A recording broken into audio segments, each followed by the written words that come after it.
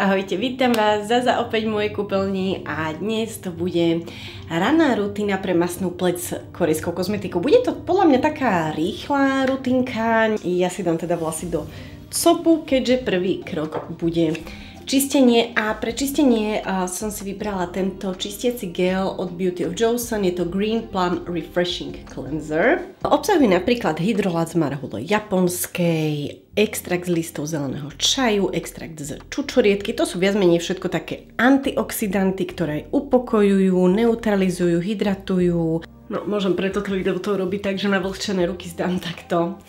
A trošku si teda pomasírujem pleť. Toto samozrejme nemusíte robiť, hej, môžete si umývať tú tvár klasicky, že idete rovno po umývadlo, pod umývadlo, navlhčíte si tvár, dáte gel, zmiete, hej, tak chápete, že asi lepšie sa na to pozerá, keď robím niečo na kameru, ako keď sa tu zohnem, pustím vodu a nič nevidíte.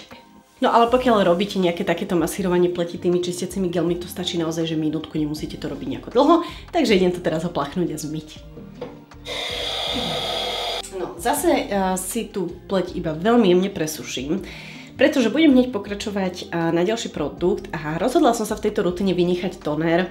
Z toho dôvodu, že chcem tú rutinu urobiť skutočne takú krátku, rýchlu, jednak z dôvodu, hej, že ráno, aby sa stíhalo.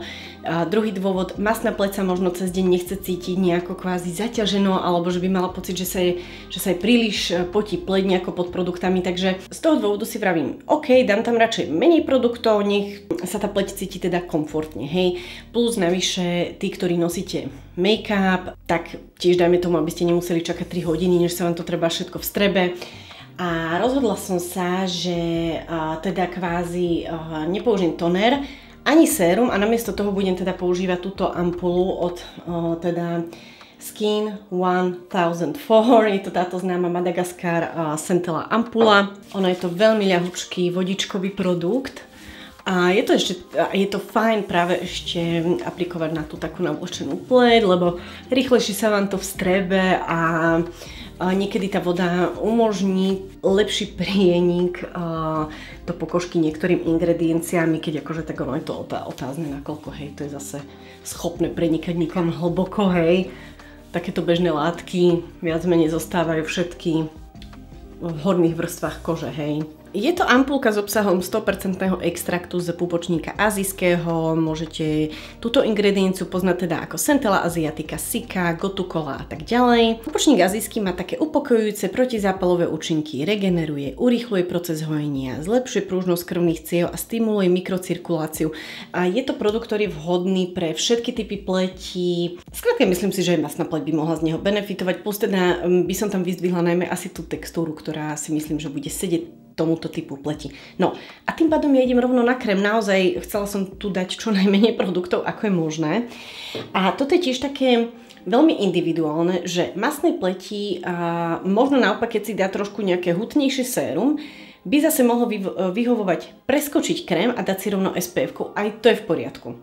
Dôležité je tú rannú rutinu zakončiť SPF-kom a pre masnú pleť ráno asi je skôr vyhovujúce si tú pleť čistiť teda nejakým produktom, nejakým prípravkom, prostriedkom, povedzme, že. Lebo pokiaľ si sledovali aj moje predošlé rutiny, tak viete, že pri niektorých typoch pletí je už aj odporúčané skúšať si tú pleť ráno umyť, alebo respektíve len oplachnúť čistou vodou.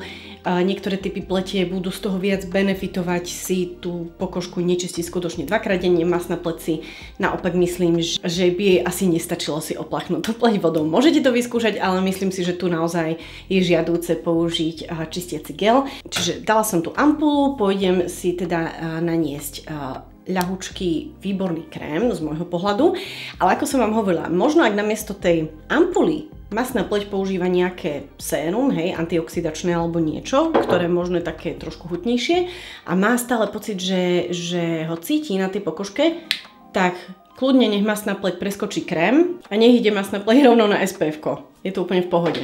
Takže poďme na krém Som by Me, tento Propolis B5. Rovnaký krém budem používať potom aj vo večernej rutine.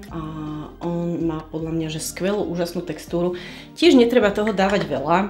Je to taký ľahký gel krém. Ja zbožňujem takéto textúry krémov a má veľmi takú jemnú medovú vôňu, ale naozaj jemnúčku, nič extrémne, preparfumované. Čiže myslím, že tento krém by sa mohol skutočne páčiť zmiešanej masnej pleti. Tento krém obsahuje 70% propolisový extrakt. Ten má protizápalové účinky, urýchľuje hojenie. Ďalej tu nájdeme medový extrakt, hydratuje, regeneruje. Niacinamid, ten má protizápalové, antioxidačné vlastnosti, reguluje tvorbu kožného mazu, čo je teda podľa mňa žiaduce pre masnú pleť. A potom tu nájdeme tiež 1% pantenol, to je taká upokojujúca hydratačná látka, a extrakt zase zo centely aziatiky. Celkovo Sika pupočník azijský je ingrediencia, ktorú v azijskej kozmetike nájdete veľmi často zastúpenú, veľmi radi ju používajú dlhé roky.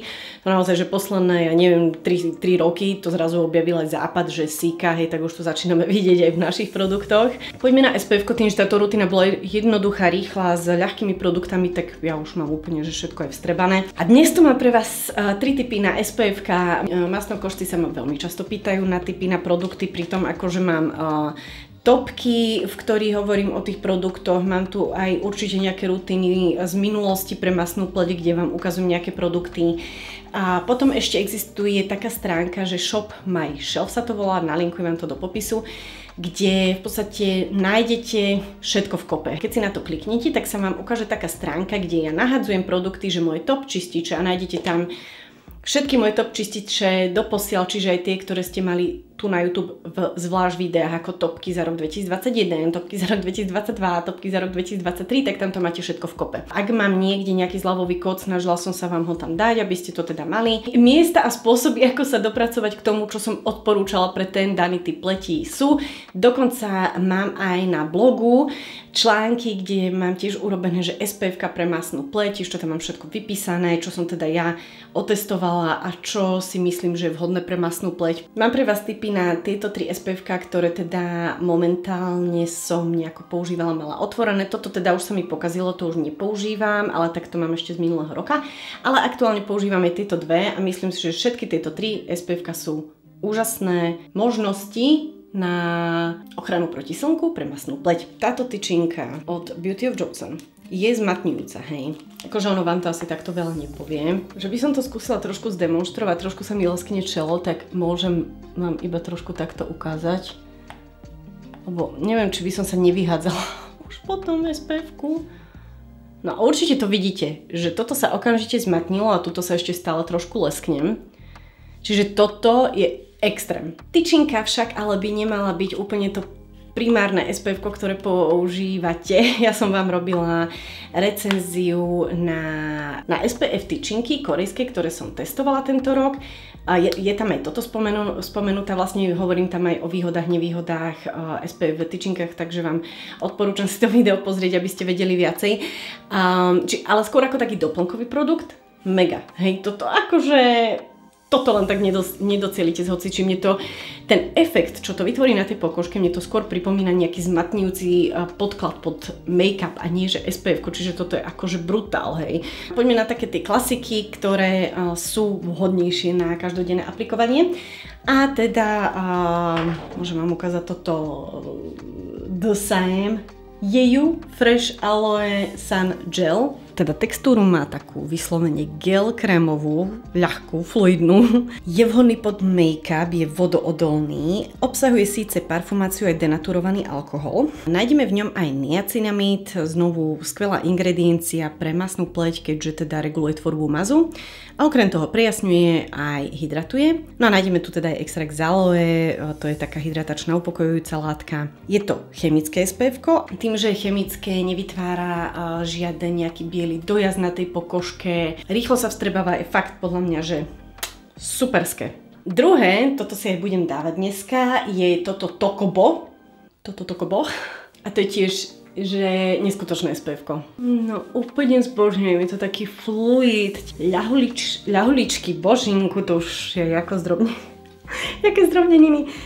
Ľahký gel krém. Je tiež vodeodolný, vhodný pod make-up. Obsahuje parfumáciu, avšak neobsahuje denaturovaný alkohol. Obsahuje tiež niacinamid, aj kyselinu hyaluronovú, napríklad aj extrakt z fazulí Mungo. A ten finish má taký prirodzený, by som povedala. Nie je to ani nejaké super lesklé SPF, ani nejaké super zmatňujúce.